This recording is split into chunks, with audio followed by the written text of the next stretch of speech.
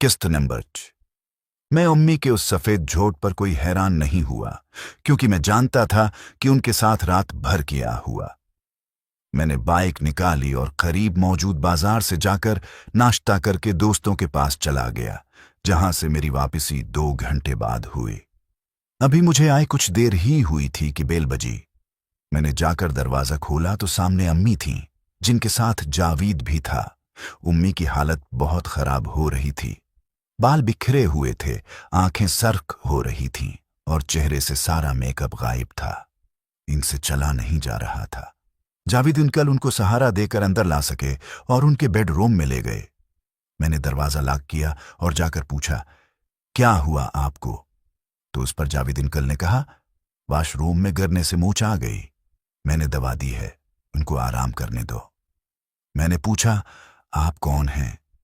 Emmy ने जो आंखें बंद किए लेटी थी बेड पर, आंख खोलकर बोली, ये जावेद अंकल हैं तुम्हारे, उनको सलाम करो, मेरी सहेली के हस्बैंड्स हैं। मैंने उनको सलाम किया और कहा, आप बैठें, मैं आपके लिए कोल्ड ड्रिंक लाता हूं। इमी, आप पिएंगी? नहीं बेटा, मेरे लिए जूस ले आओ। मैं किचन में जाकर फ्रिज से कोल्ड ड्रिंक और जूस ले आया और उनको दिया। जावेद उम्मी के साथ बेड पर ही बैठा था। दोनों जूस और कोल्ड ड्रिंक पीने लगे। एमी ने मुझे कहा, तुम अपने कमरे में जाओ। मैं अपने कमरे में आया। कुछ देर में उठा और सोचा जाकर देखूं तो क्या बात हो रही है दोनों में। मैं आहिस्ता से उनके कमरे के दरवाजे के करीब आकर खड़ा हुआ और अंदर झांक कर देखा तो जावेद और उम्मी छोटी मोटी शरारतें जारी थीं। अब छोड़ दो ना प्लीज जावेद, रात भर भी सोने नहीं दिया और आते वक्त गाड़ी में भी। तुम्हारी वजह से मेरा चेहरा और बाल भर गए। शुक्र है राहील ने पूछा नहीं, वरना किया जवाब देती। अब जाओ, मुझे सोना है। क्या करूं यार, तुम इतनी प्यारी औरत हो, दिल करता है हर वक्त तुम्हें, दिल ही नहीं भरता। अम्मी बोली, मैं थक गई हूं बहुत, तुम लोगों ने मुझे बहुत थका दिया है, अब कुछ दिन सब्र करो। अच्छा, फिर कब मिलोगी? बताओ। बिताओ ना जान, जावेद ने उनसे फिर पूछा। मैं फोन कर दूंगी, अब तुम जाओ और मुझे आराम करने दो, अब नहीं हिम्मत हो रही। प्लीज शाजिया, सिर्फ एक बार कर दो, फिर नहीं कहूंगा। देखो रा, जील भी घर में है, वो अगर अंदर आ गया तो। रखो, मैं उसको देख कर आता हूं। जैसे ही जावेद ने यह कहा, मैं वहां से आहिस्ता से हटकर अपने कमरे में आ गया। इतनी देर में जावेद मेरे कमरे के दरवाजे पर आया। मैं गया और पूछा, क्या हुआ अंकल, कुछ चाहिए? नहीं बेटा, मैं ये कहने आया था कि तुम्हारी अम्मी रेस्ट कर रही हैं तो उनको डिस्टर्ब मत करना। आप क्या जा रहे हैं? मैंने पूछा। नहीं, मैं कुछ देर बाद जाऊंगा, अभी तुम्हारी अम्मी से कुछ जरूरी बात करनी है। Okay uncle. वो चला गया। 5 मिनट बाद मैं दोबारा से उनके दरवाजे पर पहुंच गया। अंदर झांका तो जावेद दरवाजे की तरफ पष्ट करके खड़ा था। अब जाओ, मुझे सख्त नींद आई है। जावेद बोला, दिल तो नहीं कर रहा जाने का, लेकिन जाना तो है, फिर मिलते हैं। मैं फोन करूंगी। मैं दोबारा अपने कमरे में आ गया। जावेद एक बार फिर मेरे कमरे में आया और बोला, मैं जा रहा हूं, दरवाजा बंद कर लो। मैंने बाहर जाकर दरवाजा लॉक किया और अंदर आया। सोचा एमी को पूछूं। उनके कमरे में गया तो वो लेटी हुई थी। मैंने कहा, क्या हाल है, कुछ खाना है ले आऊं? नहीं, मैं सोने लगी हूं, मुझे डिस्टर्ब न करना और तुम खाना खा लो जाकर, बाहर से गेट लॉक कर जाना। मैंने बाइक निकाली और होटल पहुंच गया। खाना खाया और घर आकर 2 घंटे पढ़ाई की ओर सो गया। शाम को आंख खुली, फ्रेश होकर कमरे से बाहर निकला तो अम्मी किचन में थी। मैंने जाकर देखा, वो फ्रेश लग रही थी। हसब मामूल एक टी शर्ट और जीन्स पहनी थी। शर्ट काफी खुली थी। मैंने उनसे पूछा, अब तबीयत कैसी है? हाँ, काफी बेहतर हूं। तुम उठ गए, मैं चाय बनाती हूं। मैं बाहर आ गया और कुछ देर बाद चाय भी बन गई। मैंने चाय पीते हुए उम्मी से पूछा, आपकी कौन सी सहेली की तबीयत खराब थी जो कल दिन से आज दोपहर तक मसरूफ थी? है एक दोस्त, तुम नहीं जानते। वो दोस्त मर्द है या औरत, क्या मतलब तुम्हारा? मैंने अब खुलकर बात करने का फैसला किया। मतलब ये मेरी प्यारी उम्मी की जावेद और राशिद की आपके साथ के 2 शो मैंने लाइव देखे हैं। एक कुल दिन को, दूसरा रात को। अच्छा, तो अब ये काम भी शुरू कर दिया कि रात भर घर से बाहर कितनी गर्मी है जो खत्म ही नहीं हो रही। और आज दिन को जो जावेद के साथ, वो भी देखा मैंने। उम्मी की आंखें बाहर निकल आईं। मैंने एक और डायलॉग मारा, और हाँ, इन तमाम की वीडियोस भी बना ली हैं मैंने बतौर सबूत। इमी का तो ये हाल हुआ कि काटू तो लहू नहीं। क्या ख्याल है अबू को व्हाट्सएप कर दूं? यह आखिरी बात सुनकर उम्मी एकदम उठी और उनका थप्पड़ मेरे गाल को सरख कर गया। कितने जलील इंसान अपनी सगी मां को ब्लैकमेल करेगा अब। मुझे धमकियां दे रहा है, काश तो पैदा ही ना हुआ होता। कर ले जो करना है, लेकिन अब तेरे साथ क्या करूंगी मैं, ये तो सोच भी नहीं सकता। अम्मी ने सामने रखा मेरा मोबाइल फोन उठा लिया और बोली, उसमें है ना सब, देख कैसे डिलीट होता है। मैंने तो डायलॉग मारा है कि वीडियोस बनाई हैं, जबकि ऐसी कोई बात नहीं थी, और ऊपर से अम्मी का थप्पड़ पड़ गया। मेरे होश उड़ गए। समझ नहीं आ रहा था कि क्या करूं। तो अपने बाप को बताएगा? इससे पहले मैं बताऊंगी कि तुम मेरे ऊपर गंदी नजर रखे हुए हो। अम्मी तो आपे से बाहर होकर भर ही गई। मैं रोने लगा और उनसे माफी मांगी कि ऐसी कोई बात नहीं, मैंने कोई वीडियो नहीं बनाई, मेरा मोबाइल दे दें। लेकिन उम्मी ने एक ना सुनी और मेरा मोबाइल लेकर अपने बेडरूम में घुसकर दरवाजा अंदर से लॉक कर लिया। मैंने उनको बाहर आने को कहा, लेकिन अंदर से मुझे उनकी किसी से फोन पर बात करने की हल्की सी आवाज आ रही थी। मैं समझा अबू से बात कर रही है।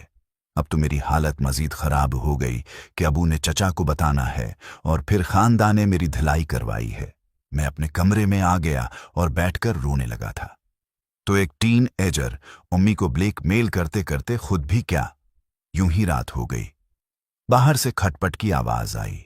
मुझे भूख भी लग रही थी। बाहर का तो उम्मी किचन में रोटी बना रही थी। मैंने पास जाकर इनसे एक बार फिर माफी मांगी और बोला, प्लीज मुझे माफ कर दो और मेरा मोबाइल वापस दे दें। इम्मी ने गुस्से से कहा, मैं कुछ कहने की पोजीशन में नहीं था। मैं चुप करके एक आधी रोटी खाकर मशूरा कर लेता। एक हफ्ते बाद सोचने लगा, हफ्ता की छुट्टी थी, वरना किसी दोस्त से ही या नहीं। लेकिन वो रात मेरी जिंदगी की एक भयानक रात थी। अचानक मुझे महसूस हुआ कोई मेरे बेड पर मेरे साथ लपटा हुआ है। मैं डर के मारे जाग गया और पूछा, कौन है? कमरे की लाइट, जो कि मैं बंद करके सोया था, जल रही थी और सामने अम्मी दरवाजे के पास खड़ी थी। मैंने खुद को छुड़ाने की कोशिश की, लेकिन मेरे हाथ बंधे और फैसल ने जकड़ा हुआ था और सियाह हुए थे। शायद नींद में इन लोगों ने बांध दिए थे, वरना मैं उन दो पर भारी पड़ता। इसको आज ऐसा सबक सिखाओ कि आइंदा किसी को ब्लैकमेल न कर सके। इमी गुस्से से बोली। उनके हाथ में उनका मोबाइल था, जिसके कैमरे का रख मेरी जानिब था। गोया वो मेरी फिल्म बना रही थी। फैसल मेरे सीने पर चढ़ गया और मेरे मन्हा में देने की कोशिश की। मैंने मन्ना बख्ती से बंद कर लिया तो उसने मेरे बालों को हाथ में लेकर झटका दिया, जिससे मेरा मन्हा खुल गया और फैसल ने अपना काम कर लिया। फैसल जो काम उम्मी के साथ करता था, वो मेरे साथ कर रहा था। उम्मी ने करीब आकर वीडियो बनाई और बोली, पता चला कैसा होता है ब्लैकमेलर बेटे। मैं रोने लगा। मेरे साथ क्या होने जा रहा है? फिर भी रहम तलब नजरों से इमी की जानिब देखा, लेकिन वो तो जैसे मुझे जानती ही नहीं थी। कुछ देर बाद उसकी जगह सुलीम ने ले ली। मैं रोते हुए कह रहा था, मुझे छोड़ दो, मैं किसी को कुछ नहीं बताऊंगा। लेकिन वो तीनों तो बहरे हो चुके थे। मैंने मंत की कि मुझे छोड़ दो, ये सब न करो। ये सुनकर फैसल बनने की कोशिश की। मेरे मन्हा से एक दर्दनाक चीख निकल गई और आंसू बहने लगे। मैं मचल उठा।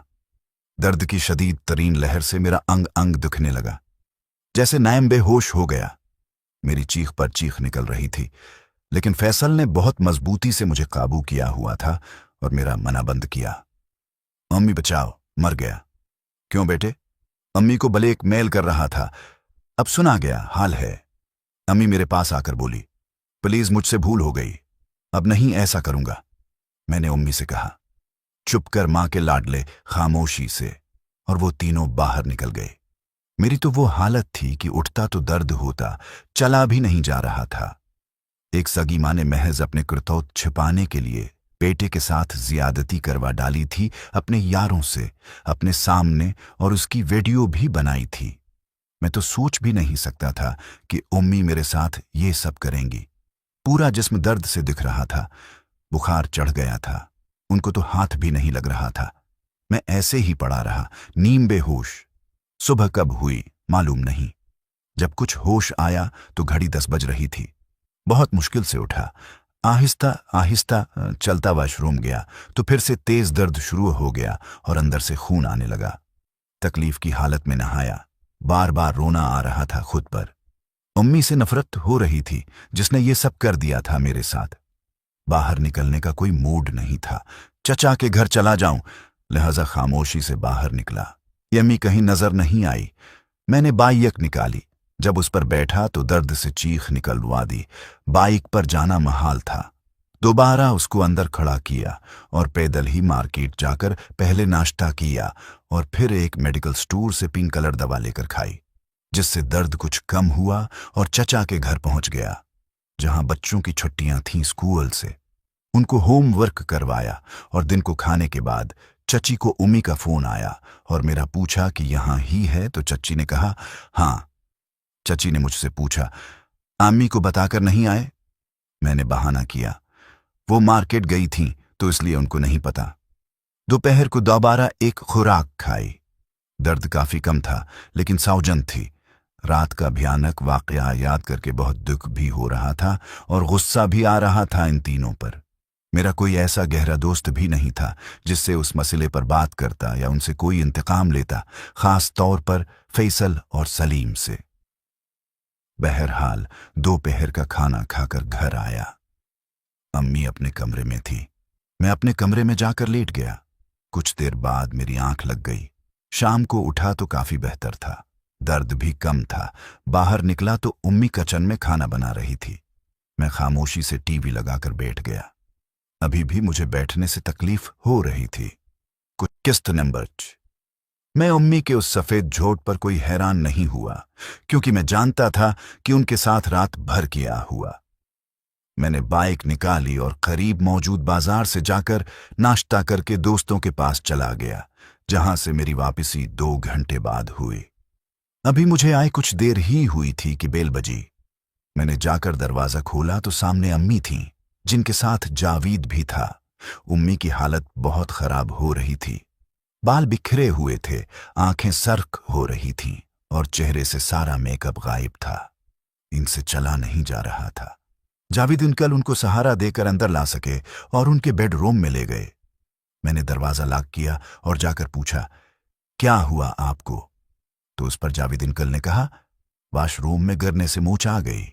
मैंने दवा दी है, उनको आराम करने दो। मैंने पूछा, आप कौन हैं?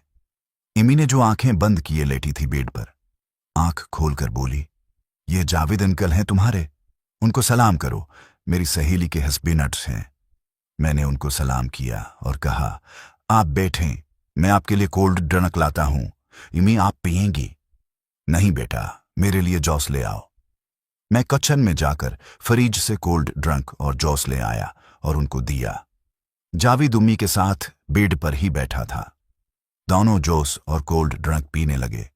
इमी ने मुझे कहा, तुम अपने कमरे में जाओ। मैं अपने कमरे में आया। कुछ देर में उठा और सोचा जाकर देखूं तो क्या बात हो रही है दोनों में। मैं आहिस्ता से उनके कमरे के दरवाजे के करीब आकर खड़ा हुआ और अंदर झांक कर देखा तो जावेद और उम्मी छोटी मोटी शरारतें जारी थीं। अब छोड़ दो ना प्लीज जावेद, रात भर भी सोने नहीं दिया और आते वक्त गाड़ी में भी। तुम्हारी वजह से मेरा चेहरा और बाल भर गए।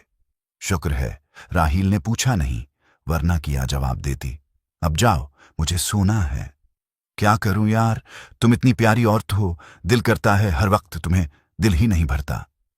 अम्मी बोली, मैं थक गई हूं बहुत, तुम लोगों ने मुझे बहुत थका दिया है, अब कुछ दिन सब्र करो। अच्छा, फिर कब मिलोगी? बताओ। बिताओ ना जान, जावेद ने उनसे फिर पूछा। मैं फोन कर दूंगी, अब तुम जाओ और मुझे आराम करने दो, अब नहीं हिम्मत हो रही। प्लीज शाजिया, सिर्फ एक बार कर दो, फिर नहीं कहूंगा। देखो रा, जील भी घर में है, वो अगर अंदर आ गया तो रखो, मैं उसको देखकर आता हूं।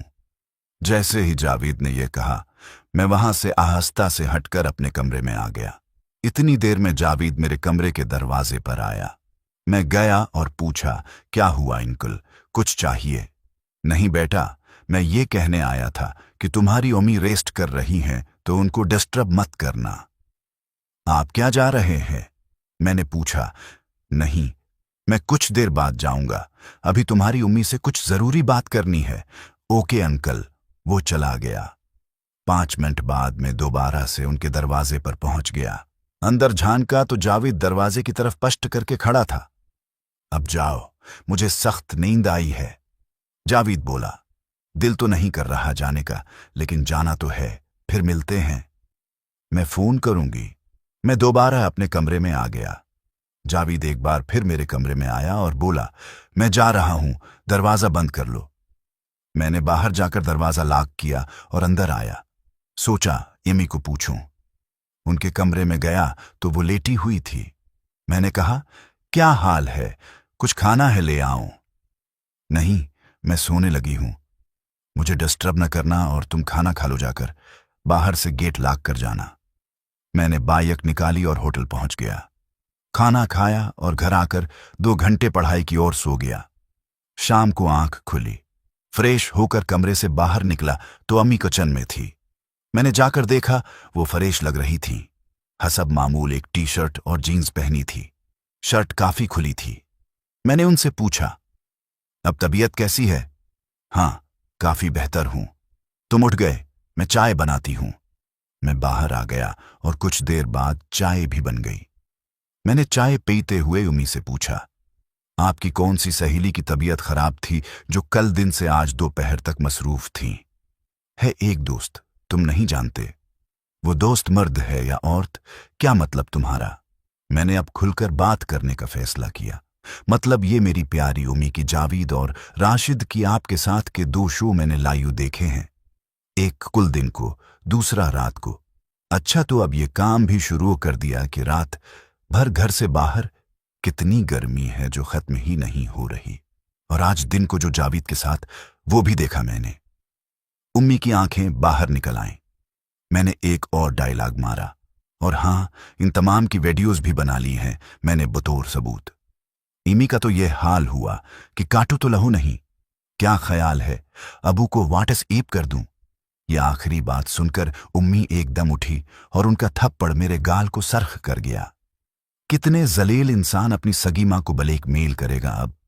मुझे धमकियां दे रहा है, काश तो पैदा ही ना हुआ होता।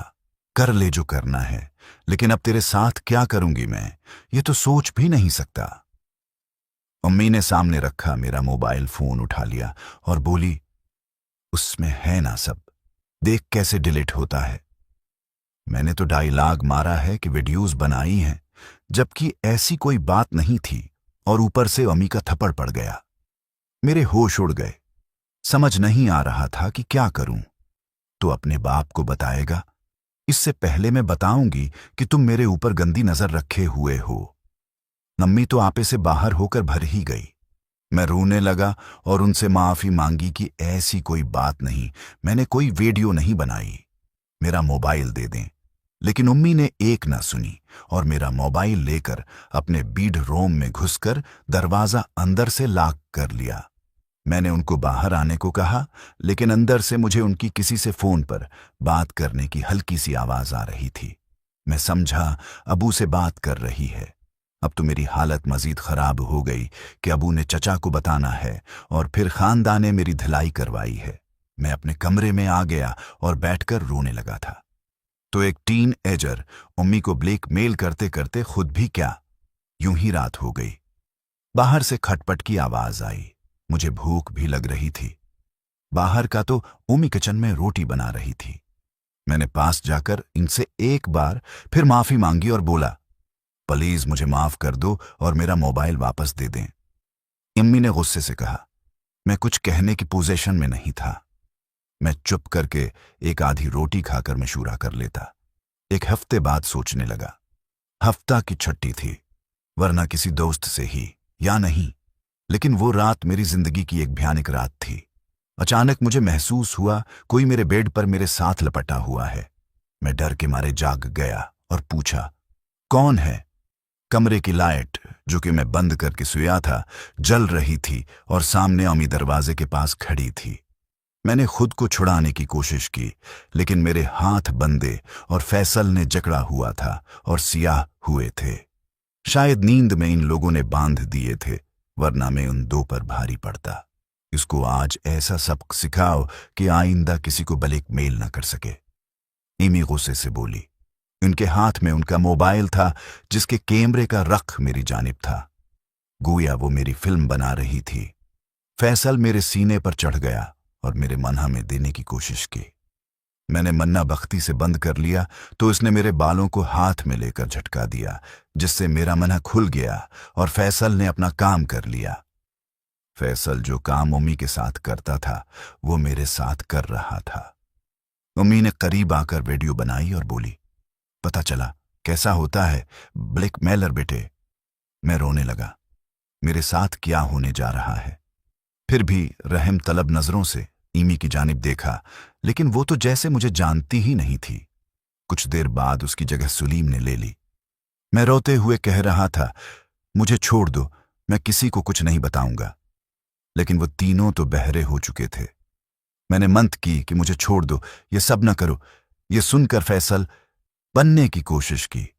मेरे मन्हा से एक दर्दनाक चीख निकल गई और आंसू बहने लगे। मैं मचल उठा। दर्द की शदीद तरीन लहर से मेरा अंग अंग दुखने लगा, जैसे नायम बेहोश हो गया।